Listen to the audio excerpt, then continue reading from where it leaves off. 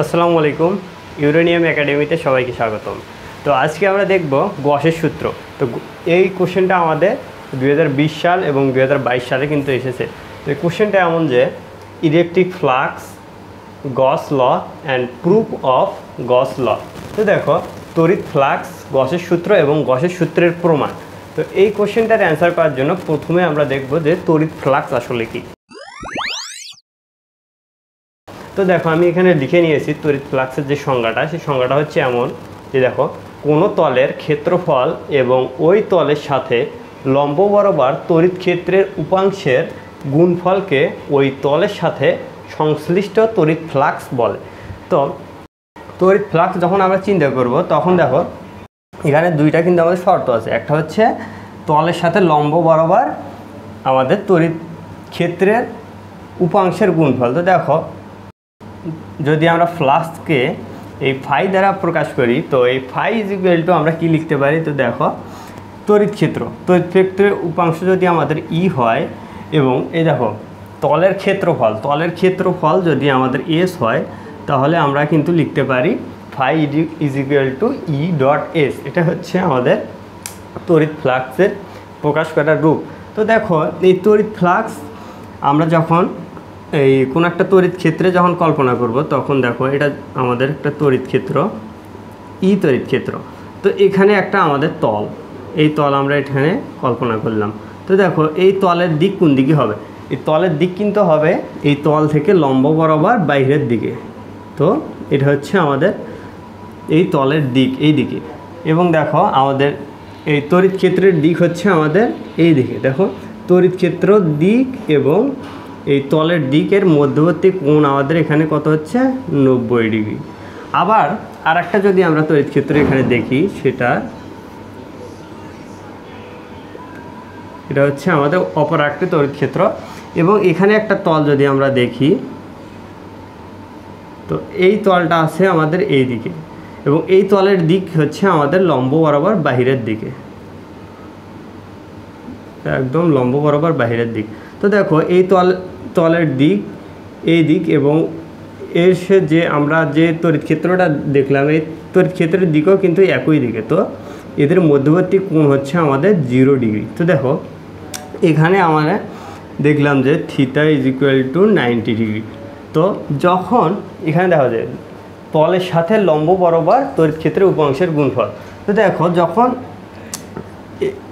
যখন আমাদের তড়িৎ ক্ষেত্রের দিক এবং তলের দিকে মধ্যবর্তী কোণ 90 ডিগ্রি হবে, তখন আমরা একদম কম বা মিনিমাম তড়িৎ ফ্লাক্স পাবো, বা তড়িৎ ফ্লাক্সের মান হবে আমাদের 0। এবং যখন আমাদের এই তলের দিক এবং তড়িৎ ক্ষেত্রের দিক একই হবে বা মধ্যবর্তী কোণ থিটা ইজ ইকুয়াল টু আমরা 0 ডিগ্রি পাবো, তখন এই তড়িৎ ফ্লাক্সের মান হবে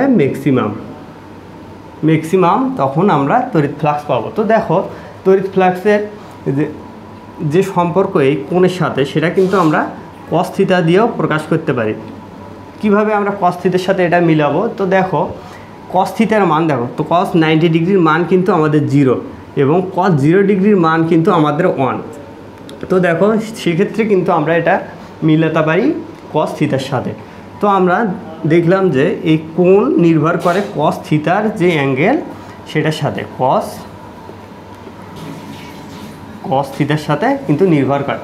তো আমরা এই ফাই ইজ ইকুয়াল টু কিন্তু লিখতে পারি ই ডট এস কস থিটা। তো আমরা এখানে কিন্তু যে তল নিয়েছি, এই তলটা কিন্তু আমাদের বহিস্থ তল। তো এই তলকে যদি আমরা ক্লোজ সারফেস নেই, ক্লোজ সারফেস এখানে আঁকিয়ে নিলাম, এরকম একটা বদ্ধকল্পিত তল, অথবা এরকম আমরা গোলকের মতো যে তল, এটা হচ্ছে আমাদের বদ্ধকল্পিত তল। তো এই রকম তল যখন আমরা নিব, তখন এই তলের যে কোনো একটা অংশ ধরলাম যে এই অংশটা হচ্ছে আমাদের ডিএস, বা এটার ভিতরে একটা অংশ আমরা নিলাম ডিএস। তো এই ডিএস অংশে যখন আমরা ইন্টিগ্রেশন করে দিব, বা এই ডিএস অংশে ইন্টিগ্রেশন করে দিলে কিন্তু আমরা পুরো যে বদ্ধকল্পিত তল, এটার কিন্তু মানটা আমরা পেয়ে যাব।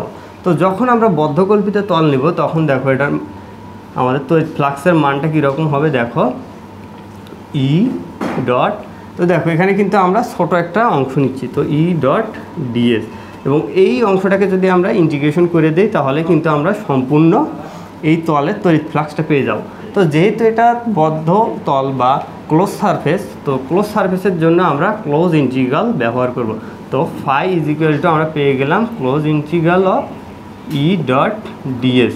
তো আমরা এখানে লিখে দিতে পারি কস থিটা, ই ডিএস কস থিটা। তো এটাই হচ্ছে মূলত আমাদের তড়িৎ ফ্লাক্সের মান। তো এরপরে আমরা দেখব যে গসের সূত্র। তো গসের সূত্রর বর্ণনাটা দেখব এবং তারপর আমরা দেখব গসের সূত্রর প্রমাণটা।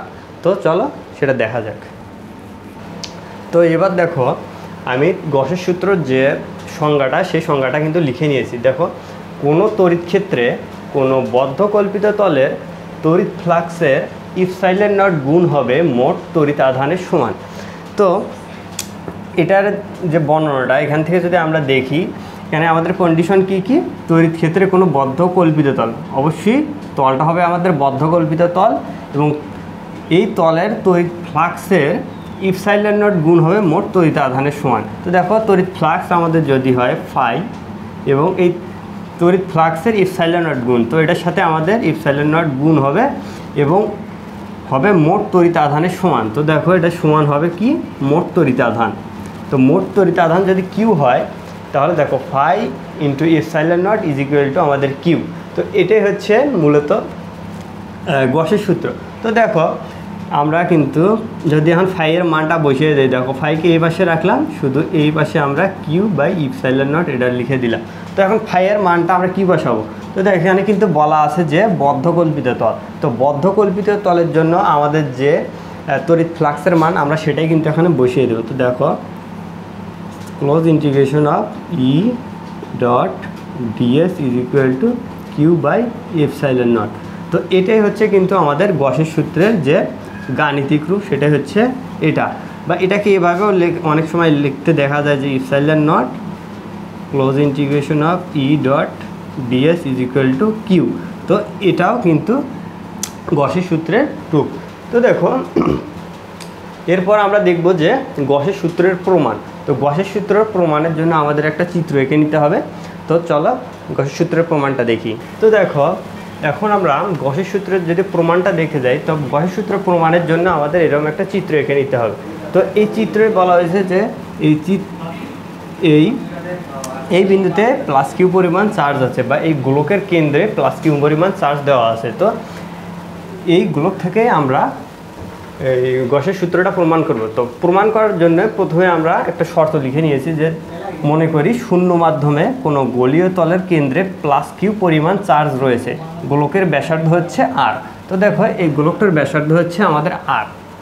তো এখন দেখো প্লাস কিউ পরিমাণ যে চার্জ রয়েছে, এই চার্জের জন্য কিন্তু একটা তড়িৎ ক্ষেত্র সৃষ্টি হবে। তো তড়িৎ ক্ষেত্রের বলরেখাগুলো দেখো এই কেন্দ্র থেকে কিন্তু লম্ব বরাবর বাইরের দিকে কাজ করবে, কেন্দ্র থেকে লম্ব বরাবর বাইরের দিকেই আমাদের তড়িৎ ক্ষেত্র ই এর মান কিন্তু এই দিক বা কেন্দ্র থেকে লম্ব বরাবর বাইরের দিকে, এখন যেখানেই আমরা এটা দেখাতে চাই না কেন, এদিক যদি দেখায় এই লম্ব বরাবর বাইরের দিকে কিন্তু ক্রিয়া করবে। তো দেখো আমরা যদি এখানে লিখে নেই প্লাস কিউ চার্জের জন্য তড়িৎ ক্ষেত্রের দিক কেন্দ্র হতে লম্ব বরাবর বাইরের দিক। তো দেখো কেন্দ্র হতে লম্ব বরাবর বাইরের দিক কিন্তু তড়িৎ ক্ষেত্রের দিক। তো এখন যদি আমরা এই গোলকের যে কোনো একটা বিন্দুতে যদি আমরা ডিএস কল্পনা করি, ক্ষুদ্র ক্ষেত্রফল বা ছোট একটা ক্ষেত্রফল ডিএস যদি আমরা কল্পনা করি, তো এই ডিএস এর দিক কোন দিকে হবে, দেখো এই ডিএস এর দিকেও কিন্তু হবে এই পৃষ্ঠ থেকে কিন্তু লম্ব বরাবর বাইরের দিকে। আমরা যদি এখানেও এটা কল্পনা করি, এখান থেকে কিন্তু লম্ব বরাবর বাইরের দিকে ক্রিয়া করবে। তো দেখো এখানে আমরা কল্পনা করছি, সেদিন দেখো এখানে লম্ব বরাবর বাইরের দিক। তো এখানে যদি আমরা লিখে নেই ক্ষুদ্র অংশ ডিএস এর দিক পৃষ্ঠ হতে লম্ব বরাবর বাইরের দিক। তো লম্ব বরাবর কিন্তু বাইরের দিক। তো দেখো এই তড়িৎ ক্ষেত্রের দিক এবং এই ক্ষুদ্র অংশের দিকে কিন্তু একই দিকে, বা আমরা লিখতে পারি থিটা ইজ ইকুয়াল টু আমাদের 0 ডিগ্রি। দেখো মধ্যে কিন্তু কোনো কোণ নাই। তো এটা আমরা লিখলাম যে theta is equal two 0 degree. তো এখন দেখো তড়িৎ আমরা যখন গসের সূত্র প্রমাণ করব তখন আমরা তড়িৎ ফ্লাক্সের যে সংজ্ঞা আছে সেই সংজ্ঞা বা তড়িৎ ফ্লাক্সের সংজ্ঞা থেকে কিন্তু আমরা ধীরে ধীরে কিন্তু ড্রাইভ করব। তো দেখো তড়িৎ ফ্লাক্সের সংজ্ঞা হতে আমরা কি পাই, দেখো তড়িৎ ফ্লাক্স যদি আমাদের ফাই হয় তো ফাই ইজ ইকুয়াল টু কিন্তু আমরা জানি close integration of E dot DS cos theta. তো ই ডিএস কস থিটা। তো দেখো কস থিটার মান কিন্তু আমাদের 0 ডিগ্রি। তো কস থিটা কী হবে, কস 0 ডিগ্রির মান কিন্তু আমাদের 1। তো দেখো শুধুমাত্র ই ডট ডিএস এটাই কিন্তু আমরা পাবো। তো ই ডট ডিএস, তো আবার দেখো এই যে আমরা কেন্দ্রে যে প্লাস কিউ চার্জটা রেখেছি, তো এই প্লাস কিউ চার্জের জন্য যে আমাদের তড়িৎ ক্ষেত্র হবে, তো তড়িৎ ক্ষেত্র ই এর মান আমরা জানি যে কোনো বিন্দু আধানের জন্য যে তড়িৎ ক্ষেত্রের মান সেটা হচ্ছে আমাদের 1/4 pi epsilon nought Q by R square. তো দেখো এটার ব্যাসার্ধ যেহেতু আর এবং কেন্দ্রে প্লাস কিউ পরিমাণ চার্জ আছে, তো এই প্লাস কিউ চার্জের জন্য যে তড়িৎ ক্ষেত্র হবে সেই তড়িৎ ক্ষেত্রের মান is equal to 1/4 pi epsilon nought Q by R square. তো এই ই এর মানটাই আমরা এখানে বসিয়ে দেবো, এই ই এর মানের জায়গায় এটা আমরা বসিয়ে দেবো। তো দেখো এটা যদি আমরা ইজ ইকুয়াল টু দিয়ে নিই, তো আমরা ই এর মানটা যদি আমরা বসাই 4 pi epsilon nought Q by R square, এবং দেখো এখানে আমাদের কিন্তু ক্লোজ ইন্টিগ্রেশন অফ ডিএস এটা আমরা লিখে ফেললাম। তো দেখো এই যে আমরা এখন ডিএস অংশটা নিয়েছি, এই ডিএস অংশটা হচ্ছে এই গোলকটার পৃষ্ঠের একটা অংশ। তো এই ডিএসকে যদি আমরা ইন্টিগ্রেশন করে দিই তাহলে কিন্তু আমরা পুরো যে গোলকটা নিয়েছি এই গোলকটার কিন্তু যে ক্ষেত্রফল সেটা কিন্তু পেয়ে যাব। তো দেখো এই ডিএস অংশে যদি আমরা ইন্টিগ্রেশন করি তাহলে কি পাবো, 1/4 pi epsilon nought Q by R square. তো দেখো এই গোলকের যে ক্ষেত্রফল সেটা আমরা কি জানি যে 4 পাই আর স্কোয়ার গোলকের ক্ষেত্রফল ইজ ইকুয়াল টু হচ্ছে আমাদের 4 পাই আর স্কোয়ার। তো এই গোলকের ক্ষেত্রফলটা আমরা এখানে বসিয়ে দেবো 4 পাই আর স্কোয়ার। তো আমরা দেখো যে এখানে কিন্তু ভাগ অবস্থায় আছে, এখানে কিন্তু গুণ অবস্থায় আছে, তো এই 4 কিন্তু ক্যান্সেল হয়ে যাবে। আবার এই পাইও কিন্তু আমাদের কাটা চলে যাবে, এবং দেখো এখানে আর স্কোয়ার গুণ অবস্থায় আছে, এখানে আমাদের আর স্কোয়ার ভাগ অবস্থায় আছে, তো এটাও কাটাকাটি চলে যাবে।